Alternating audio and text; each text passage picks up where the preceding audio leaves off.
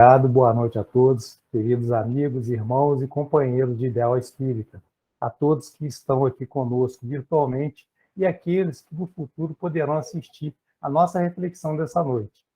Fiquem e levem o meu abraço carinhoso, porque só assim, através dessa sintonia de amor, que a gente consegue melhorar o nosso planeta, melhorar o ambiente que nós vivemos.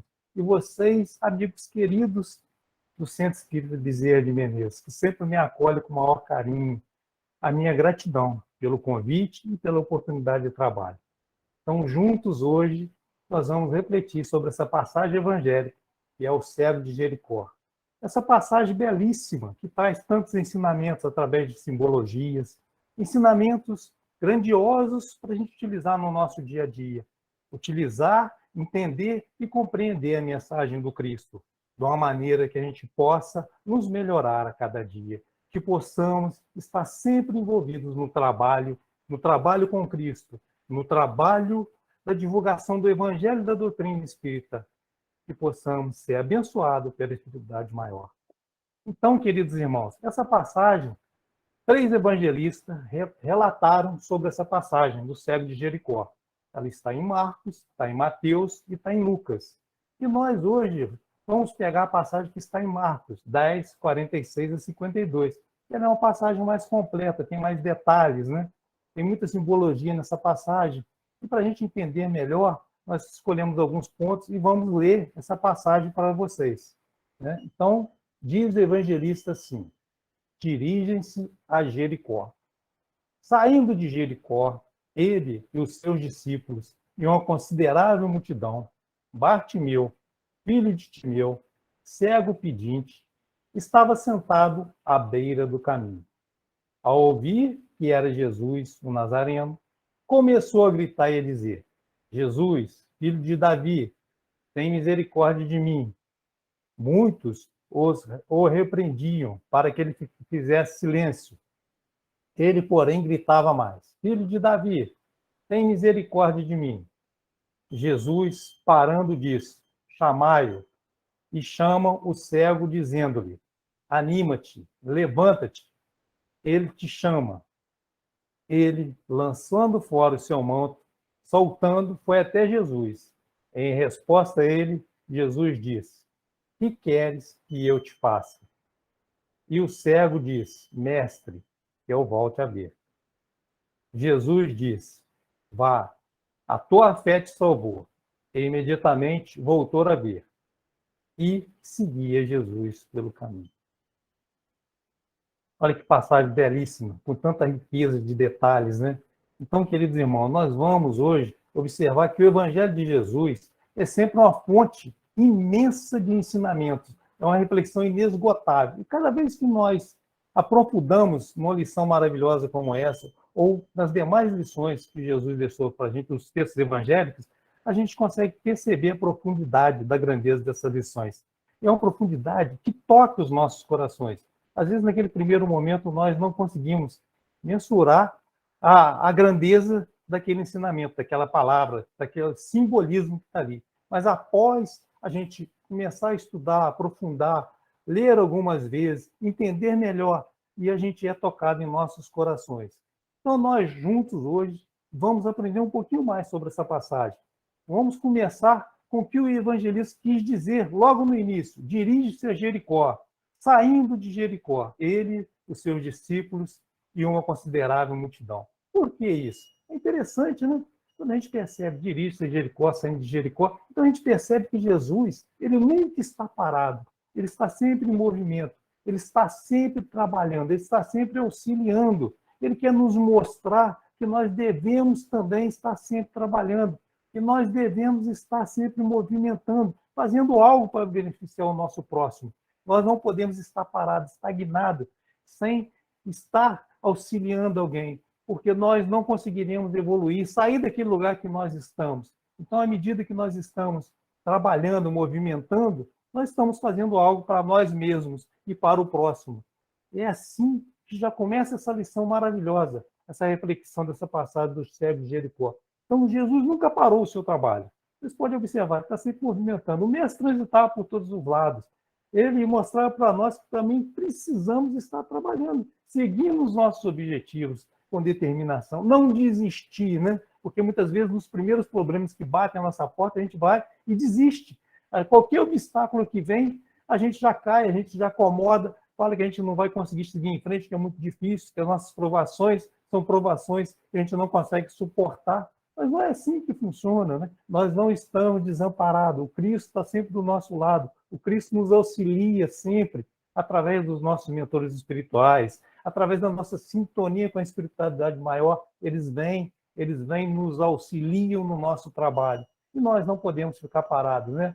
E Jericó tem uma simbologia, né? Então, Jericó está próximo, localizado próximo a Jerusalém, segundo os relatos bíblicos, uma distância mais ou menos de 24 quilômetros, né? E Jerusalém é uma cidade que está alta. Jerusalém ficava acima do nível do mar, mais ou menos 650 metros. Então, Jerusalém está acima do nível do mar e Jericó está abaixo do nível do mar. E a distância entre essas duas cidades é pouca, né?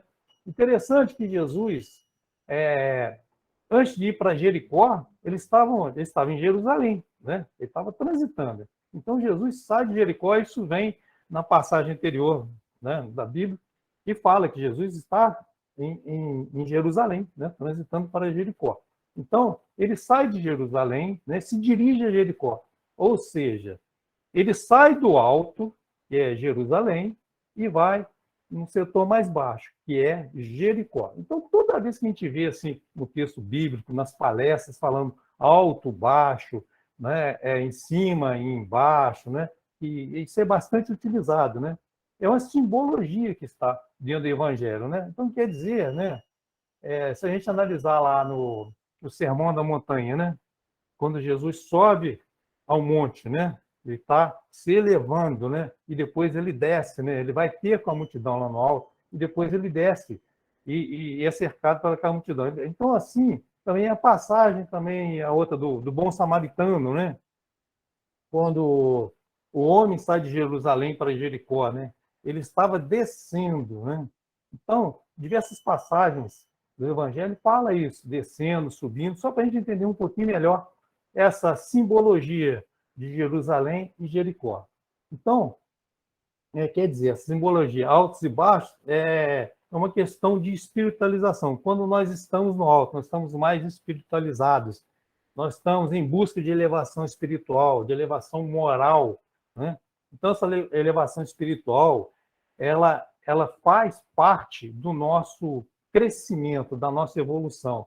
É descida, é a nossa questão da moralidade nossa, que nós estamos na parte mais baixa, né? Então, Jerusalém era onde existia aquele templo de orações, né? Que as pessoas se dirigiam para lá para fazer seus rituais, suas orações.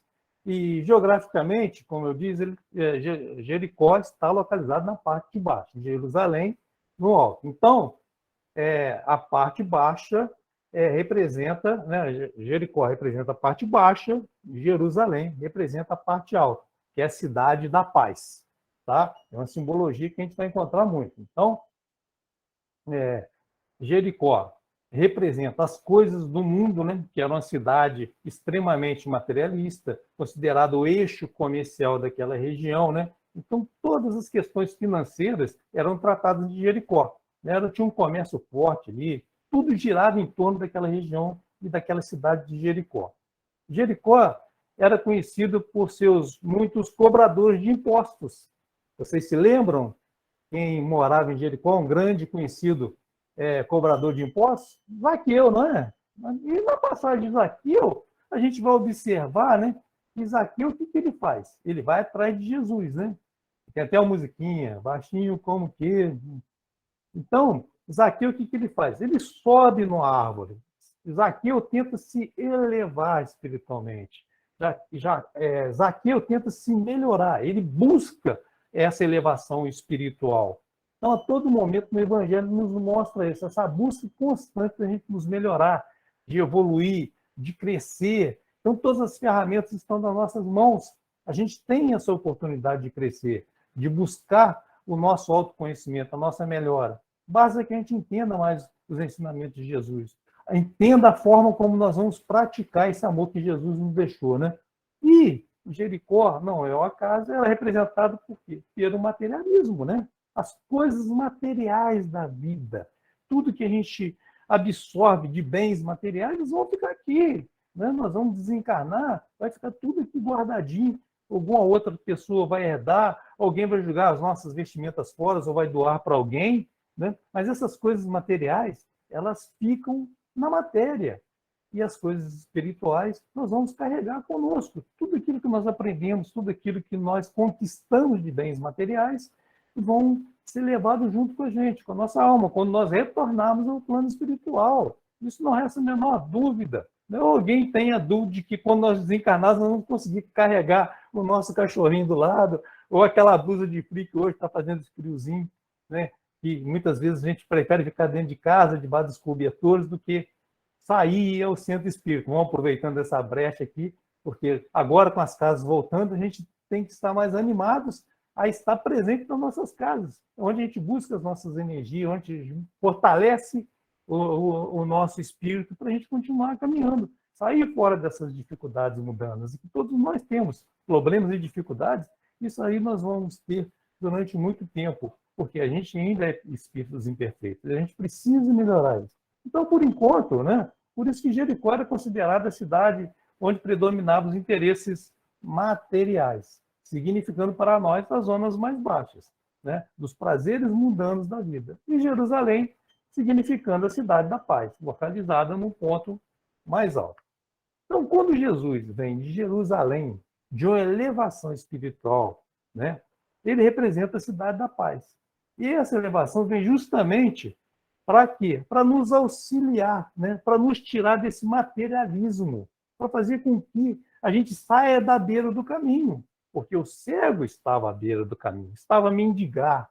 Ele não era só, ali não era só a cegueira física que ele estava ali, mas também nós podemos entender que era uma cegueira espiritual.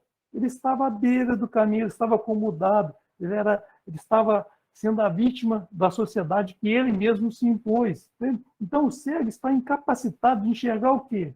A luz, não é? O que é essa luz, né? O que é que está impedindo dele enxergar essa luz?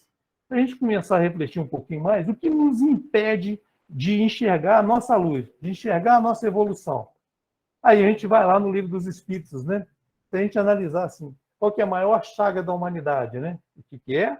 O orgulho e o egoísmo é que nos atrapalha a crescer, a evoluir. O orgulho e o egoísmo impedem o quê? Impedem da luz entrar nos nossos olhos, né? E que luz é essa? Que luz é essa que a gente tanto fala, que a gente tanto quer ver, né? Aí vem lá o nosso mestre amado Jesus. O que ele diz? Eu sou a luz do mundo, né? Quem me segue não anda em treva, mas terá a luz da vida. Jesus, simplesmente o nosso mestre. Mais um momento que ele nos desperta para enxergar essa luz, né? Então, o nosso orgulho, o nosso egoísmo impede a gente ver e enxergar de uma maneira mais plena essa luz que tanto Jesus nos deixou, né? Porque pode ser que nós, espíritas, estamos ainda começando a enxergar essa luz divina, né? Porque nós estamos trabalhando para isso.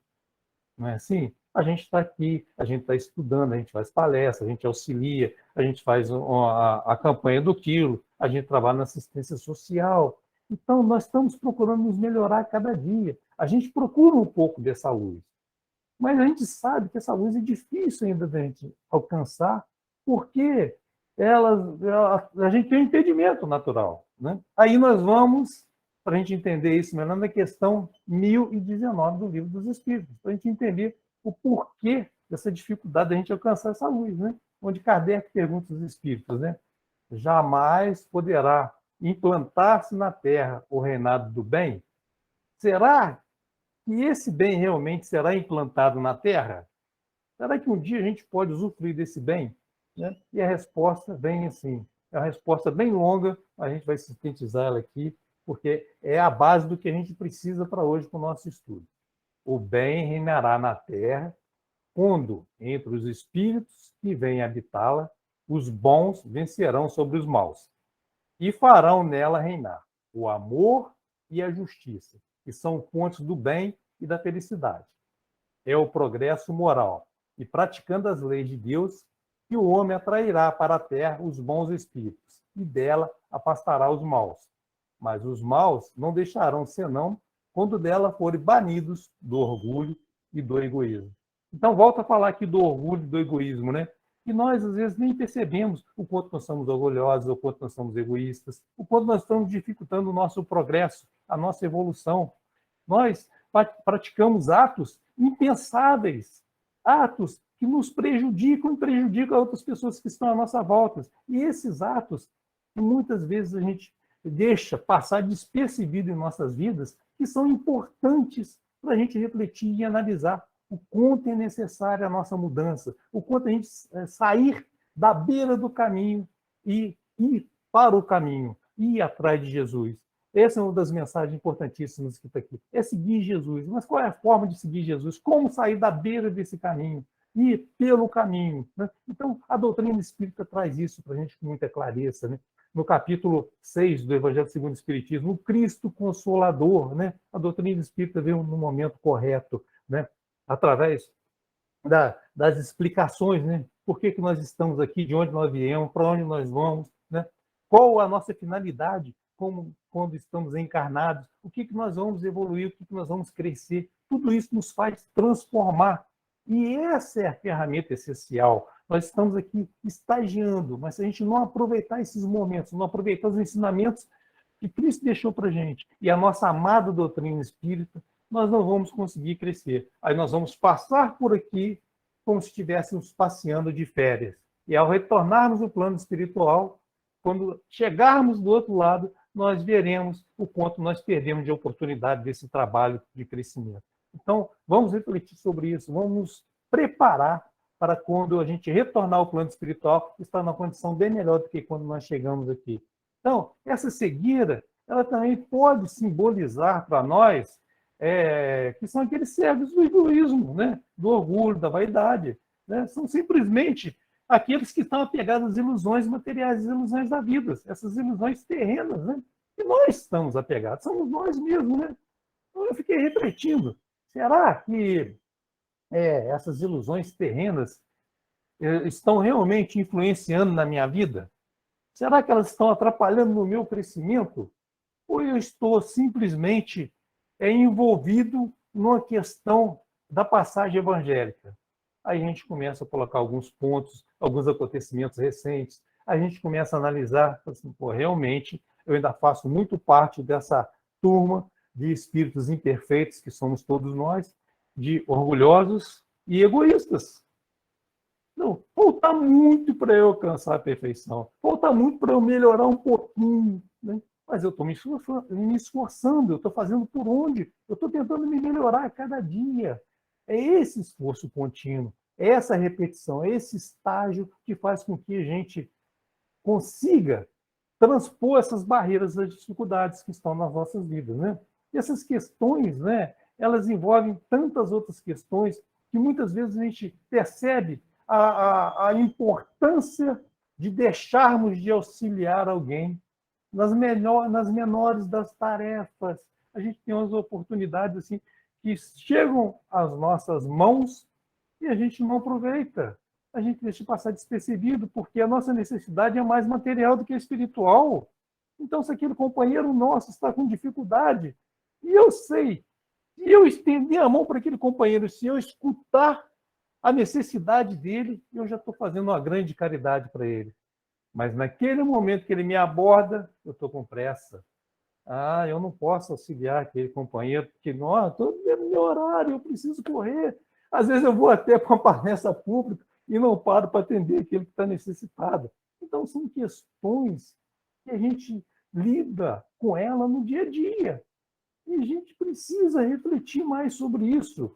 O nosso eu interno. O que está acontecendo comigo? Que mudança é essa que eu quero fazer na minha vida que eu não me preparo para isso? Então, se a gente olhar para dentro do nosso lar, para a nossa família, né? Nós mesmos temos dificuldades dentro do lar que nós precisamos auxiliar essas pessoas que estão à nossa volta. Se a gente não começar dentro do nosso lar, dentro da nossa família, ajudando, dando atenção, ou da maneira que for de auxiliar, a gente vai continuar à beira do caminho. A gente não vai sair daquela posição de cego, né? Aquela posição de não enxergar a luz divina que Jesus tanto nos ensinou, né? Essa é a grande oportunidade que nós temos de olhar para dentro de nós, né? E descobrir quem somos nós verdadeiramente, o que nós temos aqui dentro de nós, o que nós precisamos trabalhar, porque nós sabemos, não resta a menor dúvida. Eu sei as minhas falhas, os meus erros, eu sei os meus potenciais, né? Basta que eu olhe para dentro de mim, para eu poder me descobrir, para eu poder me melhorar, né? Se eu fizer um esforço de reflexão e começar a analisar os meus defeitos, os meus comportamentos, eu vou conseguir descobrir aonde eu preciso melhorar, aonde eu preciso trabalhar mais dentro de mim. A questão do egoísmo, da vaidade, da inveja, do ciúme, do perdão. A questão do perdão é bem interessante, né? A questão é que todo mundo fala, perdoei fulano, perdoei ciclano, mas eu só não quero encontrar com aquela pessoa. Se eu encontrar com aquela pessoa, nossa, meu Deus do céu, eu quero ela longe de mim. Isso não é perdoar, gente. Isso não é. Você é um esquecimento temporário, né? Então a gente tem que pegar e agarrar essas oportunidades. Só assim a gente vai progredir moralmente. Só assim a gente consegue tirar essas chagas dos nossos caminhos, né? Porque nós somos espíritos imperfeitos. Está bem claro no Evangelho, no Livro dos Espíritos, na questão 101, né? Somos espíritos de terceira ordem. Então, não é essa a menor dúvida. Nós estamos mais assim em Jericó, muito mais em Jericó do que em Jerusalém. Nós estamos na parte baixa, infelizmente. Mas estamos fazendo por onde melhorar.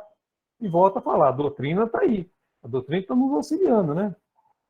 Então, nós estamos mais apegados aos bens materiais. Nós somos mais Jericó.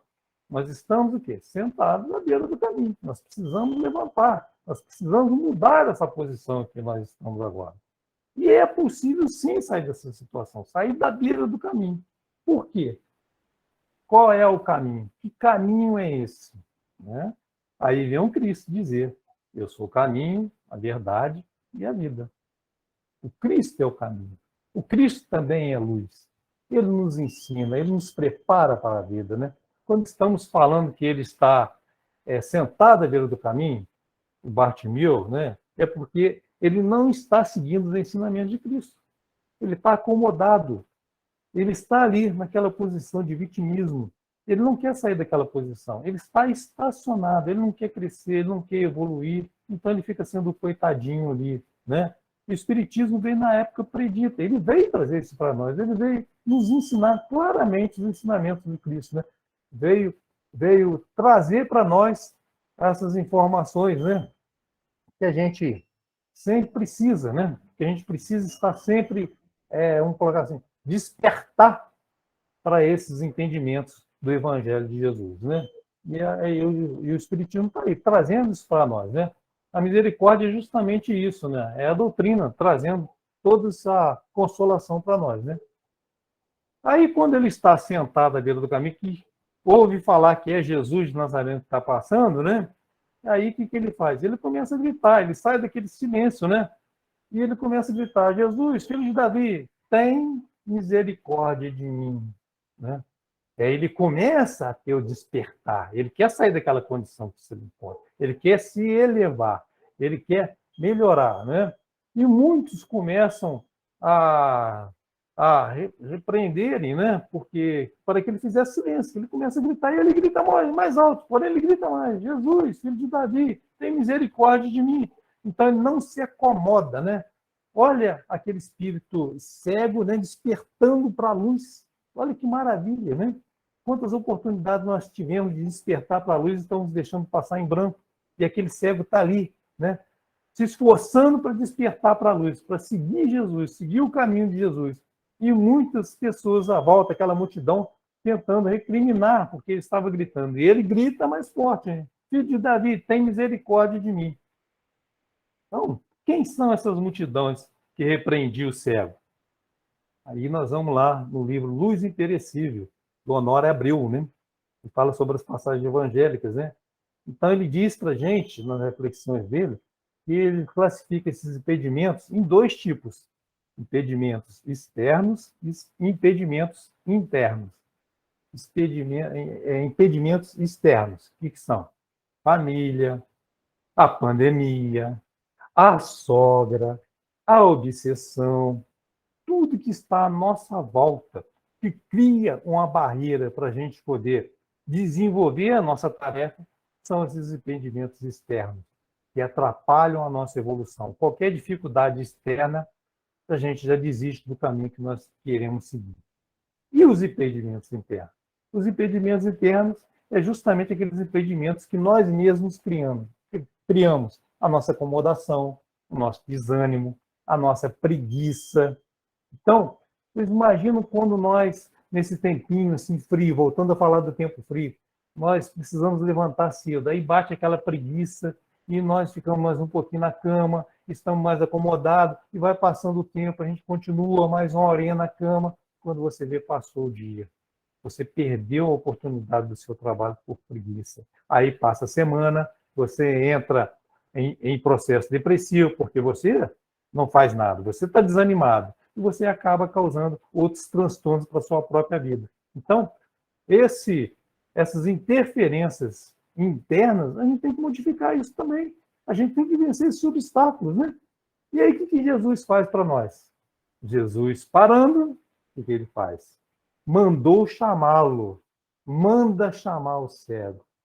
E chama o cego, dizendo: anima-te, levanta-te. Olha só, Jesus manda chamar o cego. Jesus não vai atrás do cego. Jesus está sempre nos apoiando, né? Nos auxiliando. Mas não é fácil, gente, não é fácil. Mas nós temos que temos o apoio da espiritualidade. A espiritualidade está aí nos apoiando, né? Em qualquer circunstância. A espiritualidade chega, nos auxilia, e às vezes não enxerga, a gente não enxerga esse auxílio, né? E aí, o que o cego faz? Ele lança fora a sua capa, levantou-se e foi ter com Jesus. Ele jogou aquele impedimento todo para fora e foi atrás de Jesus. Não é? Interessante, porque a gente vê diversas passagens, Jesus pede para a pessoa se levantar. Jesus não vai atrás da pessoa, né? Quando ele lança fora essa capa, né, ele está lançando fora todas as situações materiais que estavam envolvendo ele ali, né? É um divisor de águas. Agora, eu não quero mais estar envolvido nos bens materiais. Eu quero evoluir, eu quero buscar Jesus, eu quero conhecer Jesus, eu quero buscar algo mais espiritual, né? Então, Jesus é algo sublime, né? E aí vem aquela pergunta maravilhosa que Jesus faz para o cego. E é interessante essa pergunta, né? Porque eu também fiquei refletindo sobre essa pergunta. E Jesus diz assim: que queres que eu te faça? Que queres que eu te faça? Gente, olha a grandeza dessa pergunta. Olha a beleza dessa pergunta. Jesus não interfere na nossa condição. Jesus respeita cada um de nós. Respeita como irmãos que somos. E nós ainda não entendemos isso, né? A pessoa é cega. Qual seria a nossa, que é óbvio, o nosso entendimento? A pessoa é cega, o que ela quer? Ela quer enxergar, não é isso? E nós queremos enxergar as nossas imperfeições? Se Jesus fizesse essa pergunta para nós hoje, o que nós responderíamos para Jesus? Aí eu refleti um pouquinho essa tarde, pensei e falei assim: nossa, eu não sei o que perguntar para Jesus, não sei o que responder para Jesus, porque são tantas situações que a gente vislumbra e vislumbra mais do lado material do que espiritual, né? Quantas coisas eu quero, mas dessas coisas todas que eu quero, que eu preciso, que eu acho que eu tenho necessidade, a maioria delas são situações materiais. É interessante, depois vocês reflitam sobre isso, né? O que queres que Jesus faça para você quando você pede para ver? Porque o cego não pede para enxergar, ele pede para ver. E eu vejo, né? Então, seria óbvio essa pergunta. Mas, se a gente for lá, mais uma vez, no Livro dos Espíritos, na questão 843, a gente vai encontrar a pergunta: o homem tem livre-arbítrio dos seus atos? E a resposta vem direta: sim, porque dele tem a liberdade de pensar e de agir. Então, Jesus, mais uma vez, respeitando a nossa condição. Então, você quer realmente que Jesus te cure? Você quer realmente voltar a ver? Ou você prefere ficar acomodado? São as nossas escolhas, são os caminhos que nós vamos seguir, né? Nós somos cegos ainda. Jesus pergunta isso todos os dias para nós. As oportunidades estão aí, né? As almas têm responsabilidade sobre os seus atos, sobre os seus desejos, sobre aquilo que está produzindo para o outro. Entendeu? Se eu produzo mal, a responsabilidade eu vou ter com o mal, vou ter que responder por isso. Se eu produzo bem, eu também vou responder pelo bem que eu produzi.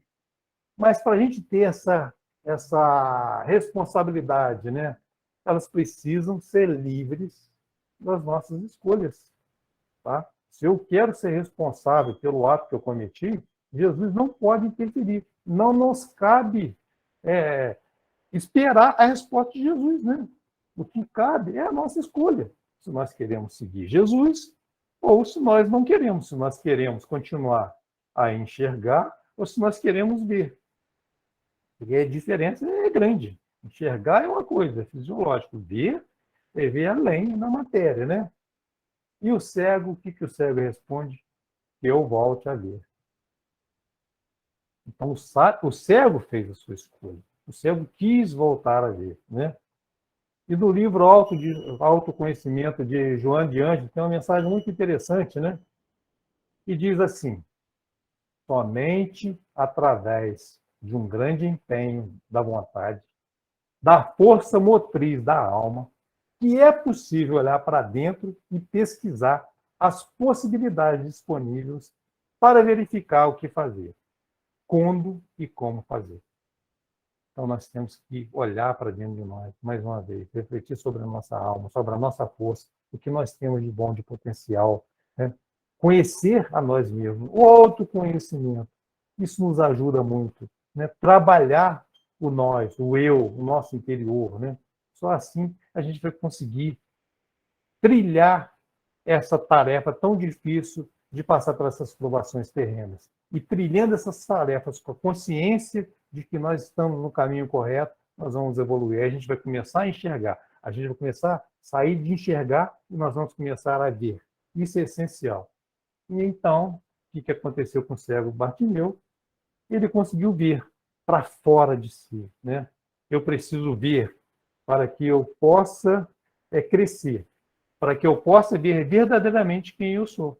E assim o cego fez.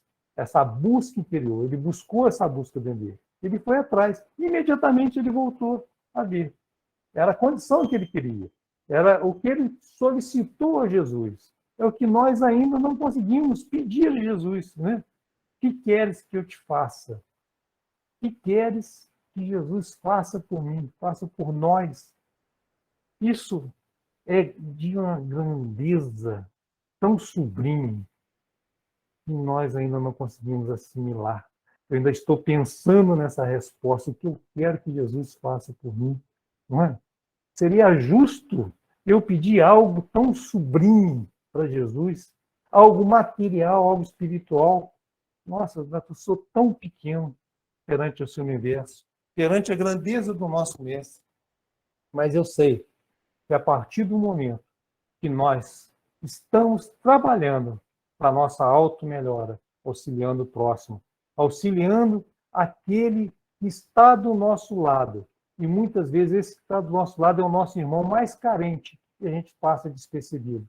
A gente consegue nos melhorar a cada dia. E nós vamos crescendo, nós vamos evoluindo e a gente começa a enxergar realmente. A doutrina, essa doutrina maravilhosa de amor, de luz, traz essa possibilidade para cada um de nós. Né? Então, imediatamente, o cego voltou a ver. E nós vamos fazer o que quando nós voltarmos a ver? O que o cego fez quando ele voltou a ver? Se a gente conseguir analisar a dimensão do que o cego fez, né? Porque o cego, sentado à beira do caminho, Ele foi pelo caminho, ele seguiu Jesus. Seguiu Jesus pelo caminho. Será que nós voltamos a ver? Nós vamos seguir Jesus pelo caminho? Ou nós vamos só aproveitar pela oportunidade da cura material? Ou nós vamos realmente seguir Jesus com amor? Despertar isso dentro de nós, esse amor. Despertar essa coragem de seguir o Mestre. Esquecer que aqui as coisas são materiais e que nós somos espíritos imortais. E vamos reencarnar por diversas vezes até nós conseguirmos nos melhorar, até nós conseguirmos aprender os ensinamentos do Mestre. Né? E Jericó e Bartimeu seguiu Jesus pelo caminho. Que possamos, queridos irmãos, seguir o caminho de Jesus e não ficar à beira do caminho. Que possamos pegar essas reflexões dessa noite, colocar em prática em nossos corações, fazer com que esse amor divino possa transportar por todas as nossas dificuldades, porque só através do amor a gente vence o obstáculo, só através do amor a gente consegue fazer caridade, só através do amor a gente consegue crescer, só através do amor a gente consegue ter um mundo melhor, sem guerra, sem luta, sem violência. Mas se nós não fizermos a nossa parte, se nós não seguirmos Jesus, nós não vamos ter esse mundo que todos nós pedimos todo dia, esse mundo sem violência, esse mundo de paz. Vamos procurar essa paz dentro de nós. Muito obrigado a todos, muita paz, que Jesus nos abençoe, ilumine a cada um de nós com muito amor.